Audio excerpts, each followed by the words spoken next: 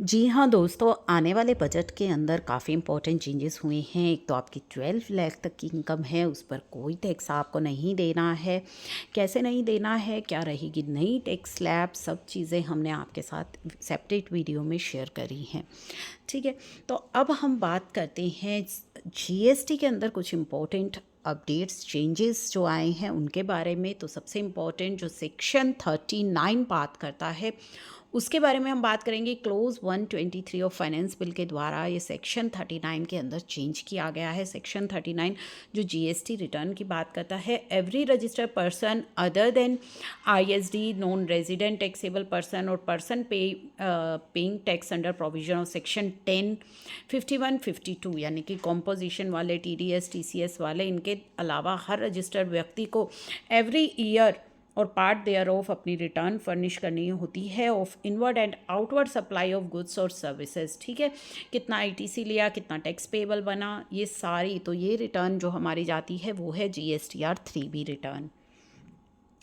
अब यहाँ पे इसके अंदर चेंज क्या किया गया है कि एवरी रजिस्टर्ड पर्सन जिसको ये रिटर्न फाइल करनी है, जो कि अभी हमने डेफिनेशन पढ़ी है कि अदर देन आईएसडी हो गया, नॉन रेजिडेंट टैक्सेबल व्यक्ति को नहीं भरनी, पर्सन जो कॉम्पोजिशन में है वो नहीं फाइल करता, 3B सेक्शन 51, 52 टीडीएस टीसीएस वाले नहीं करते, तो एवरी कैलेंडर मंथ और पार्ट देयर ऑफ अपनी रिटर्न फर्निश करते हैं। तो ये सारी डेफिनेशन तो आपकी सेम है जो अभी तक थी, और सर्विसेज और बोथ की, आईटीसी कितना अवेल किया, टैक्स पेबल, टैक्स पेड, सब कुछ जो है उस रिटर्न के अंदर फाइल करते हैं in such form and manner and within such time. पहले यहाँ पे लिखा था and within such time, यानी कि इस समय तक उनको फाइल करनी है। अब विद इन सच टाइम को हटा करके क्या कर दिया गया है, within such time and subject to such condition and restrictions. तो आपकी जो 3B है उसमें ये की डेफिनेशन में ये सारी लाइनें ऐड हो गई हैं, with subject to such condition, जो कंडीशन एंड रिस्ट्रिक्शंस अब लगा दी गई हैं। तो ये चेंज लॉ के अंदर डाल दिया गया है। क्या कंडीशन एंड रिस्ट्रिक्शंस लगाई गई हैं, चलिए वो जान लीजिए। अब ये जो वर्ड ऐड हुए हैं, पहले था विद इन सच टाइम, लेकिन अब ऐड हो गया है within such time and subject to condition and restrictions.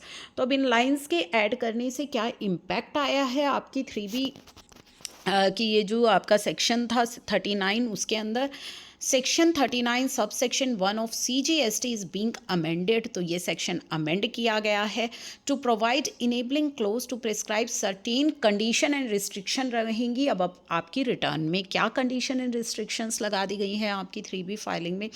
Rule 59 sub section 6 of CGST rules, वो कहता है if a tax payer fails to pay taxes for a preceding tax period, अगर preceding period का आपने tax पे नहीं किया तो आप अपनी 3B करंट पीरियड की 3B फाइल नहीं कर पाएंगे। तो पहले पिछला आप अपना टैक्स पे कीजिए, उसके बाद ही आप करंट पीरियड की 3B को फाइल कर पाएंगे। तो एक तो ये कंडीशन हो गई जो रूल 59 सब रूल 6 से हो गई। Additionally there are several provisions है रूल 59 सबसेक्शंस सब रूल 6 के that impose restrictions and filing process पे जो इन रिस्ट्रिक्शंस लगाते हैं। तो चलिए उनकी बात कर लेते हैं, कौन कौन से हैं वो। Rule 37 GSTR 1 of the CGST rules outline the time limit of filing GSTR 1। Rule 37 हमें बताता है कि आपको अपनी GSTR 1 की फाइलिंग कब तक कर लेनी है, which can not be filed for current tax period, यानी कि GSTR 1 आप करंट टैक्स पीरियड की फाइल नहीं कर सकते जब तक कि आपने प्रीवियस अपनी GSTR 1 फाइल ना करी हो। ये कंडीशन भी है GSTR 1 के लिए। ठीक है, तो मैक्सिमम टाइम लिमिट आपको 3 इयर्स की दी हुई है for belated filing of GSTR 1, जो कि 1 अक्टूबर 2023 से इफेक्टिव भी हो चुकी है। अब GSTR 1 की भी लिंकिंग आपकी 3B से कर दी गई है। सेक्शन 39 कहता है अगर आपने GSTR 3B प्रीवियस ईयर की फ़ाइल नहीं की तो करंट ईयर की 3B आप फाइल नहीं कर सकते।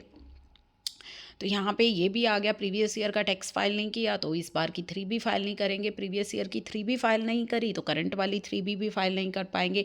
एडिशनली एक और कंडीशन लगा दी गई है कि GSTR 1 अगर आपने फाइल नहीं करी तो भी 3B फाइलिंग के लिए आप एप्लीकेबल नहीं रहेंगे, यानी कि करंट पीरियड की भी अगर GSTR 1 आपने फाइल नहीं करी तो 3B आप फाइल नहीं कर पाएंगे, इनेबल ही नहीं होगी 3B।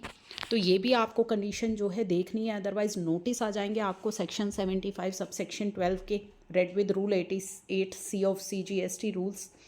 तो दीज प्रोविज़न, इन सभी प्रोविजंस के द्वारा आपके ऊपर कंडीशंस लगाई गई हैं, रिस्ट्रिक्शंस लगाई गई हैं कि करंट GSTR 1 अगर आपने फाइल नहीं करी है तो 3 भी आप फाइल नहीं करेंगे। और करंट GSTR 1 आप कब फाइल कर पाएंगे? यदि प्रीवियस GSTR 1 आपकी फाइल्ड है।